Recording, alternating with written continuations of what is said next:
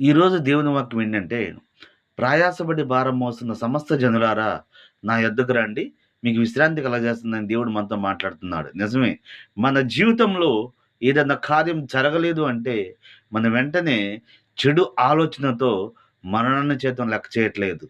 సహోదరి, సహోదరుడా, దేవుని యొక్క కార్యం అది కాదు. దేవుడు ఏం చేయాలని ఆశపడుతున్నాడంటే, తన రాజ్యానికి మనల్ని వారసులు చేయాలని ఆశపడుతున్నాడు. తన రాజ్యానికి మనల్ని అధికారిని చేయాలని ఆశపడుతూ, మన కొరకు ఆయన కొనకడు ఎడబాయకుండా అనునిత్యం మన కొరకు ఆయన యుద్ధం చేస్తూనే ఉన్నాడు. అబ్రహాము, ఇసాకు, యాకోబుల వలె మనం దేవుని యొక్క చిత్తానుసారం ఆయన ఆజ్ఞలు, కట్టడాలు మనం పాటిస్తే మన కొరకు ఆయన కల్వరిలో రక్తాన్ని కార్చి మనం తన రాజ్యానికి వారసులు చేస్తున్నాడు. కాబట్టి మనం ఆయన కొరకు వేచి ఉందాం. ఆమేన్.